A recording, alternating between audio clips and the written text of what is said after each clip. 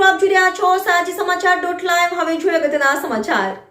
વડોદરા શહેરના અલકાપુરી વિસ્તારમાં આવેલ સરદાર પાર્ક સ્વિમિંગ પુલ છેલ્લા કેટલાય સમયથી બંધ હાલતમાં હોય સરદાર બાગ સેવા સહયોગ સ્વિમિંગ પુલના સભ્ય દ્વારા સ્વિમિંગ પુલ જલ્દીથી શરૂ કરવા પાલિકામાં મેયરને રજૂઆત કરવામાં આવી હતી।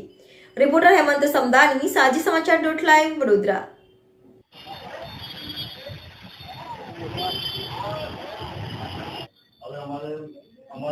આજની તારીખ પર નથી થયું અંદર પાણી ભરાઈ ગયું છે ત્યાર પછી ચાલુ થશે અને અમારા અમે બધા સ્વિમિંગ પુલને લઈને આપણે આજે મેયરને રજૂઆત કરી છે। શું માંગણી છે આપની અને મેયરે તમને શું આશ્વાસન આપ્યું? સરદારબાગ સ્વિમિંગ પુલ છેલ્લા કેટલા વર્ષોથી બંધ હતો, ત્યાર પછી કંઈ 2-4 મહિના માટે ચાલુ કરવામાં ફરી પાછો 6 મહિનાથી ગયા વખતે રેલ આવી ત્યાર પછી બંધ થઈ ગયો છે, તો હજી સુધી ચાલુ નથી થયો। આ અંગે અમે રજૂઆત કરવા માટે ડેપ્યુટી મેયરશ્રી એમને મળવા માટે આવ્યા હતા।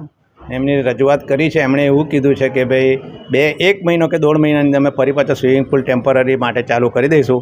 પરમેનન્ટ સોલ્યુશન માટે એ લોકો રાહ જોઈ છે કે ભાઈ શું કરવું એને માટે, પણ ટેમ્પરરી એ લોકો ચાલુ કરી આપશે એવી આશ્વાસન એમણે આપ્યું છે। અગાઉ પણ આ રીતે બંધ રહ્યો હતો, ફરી તાત્કાલિક જ આનું થયું, ક્યાંક ને ક્યાંક પ્લાનિંગમાં અભાવ લાગી રહ્યો છે એવું લાગી રહ્યું છે। અમે ઘણી વખત રજૂઆત કરી છે આ અંગે। એના પહેલાં 5 વર્ષ માટે બંધ રહ્યો હતો।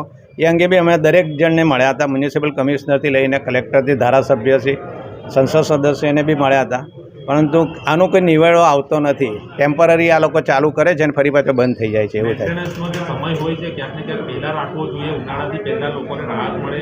હા, એવું થવું જોઈએ પણ એવું થતું નથી, કારણ કે 6 મહિનાનો સમય થઈ ગયો। એમણે જો રિપેર કરવું હોય તો 1-1.5 મહિનામાં થઈ જશે એવું લાગતું હતું, પણ તેમ છતાં એ લોકો કર્યું નથી। આજે અમે રજૂઆત કર્યા ત્યાર પછી એમણે આશ્વાસન આપ્યું છે કે 1.5 મહિનાની અંદર અમે ચાલુ કરી દઈશું ટેમ્પરરી રિપેરિંગ કરીને। 1 મહિનો મુકેશ દલાલ મારું।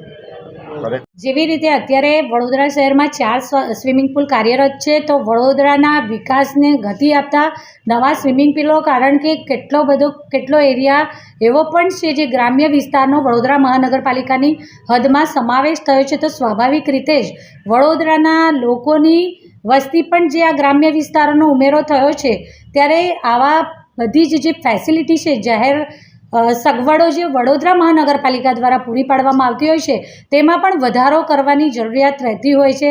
ત્યારે વડોદરા મહાનગરપાલિકા દ્વારા સતત વિકાસની દિશામાં આપણે ગતિ આપી રહ્યા છે। એના સંદર્ભમાં નવા વિસ્તારોમાં કે જ્યાં લોકોને, ત્યાંના રહેતા નાગરિકોને દૂર સુધી આ સ્વિમિંગ પુલ માટે પોતે સ્વિમિંગ કરવું હોય એના માટે દૂર સુધી જવું ના પડે, એક સ્થળેથી બીજા સ્થળે છેક સ્વિમિંગ પુલ સુધી પહોંચવા માટે એમનો સમય, શક્તિ અને પૈસાનો પણ વેડફાટ થતો હોય છે। તો આ બધા પાસાઓને ધ્યાનમાં રાખી અને અલગ વિસ્તારોમાં પોતાના રહેણાંક વિસ્તારની નજીક તેમને પણ સ્વિમિંગ પુલની વ્યવસ્થા દ્વારા એ લોકો સ્વિમિંગ કરી શકે એ વ્યવસ્થા ઉપલબ્ધ કરાવવા માટે વડોદરા મહાનગરપાલિકા દ્વારા નવા સ્વિમિંગ પુલના આયોજનોનું પ્લાનિંગ કરવામાં આવ્યું છે। બાળકો માટે 10 વર્ષથી 10 થી 12 રૂપિયામાં આપણે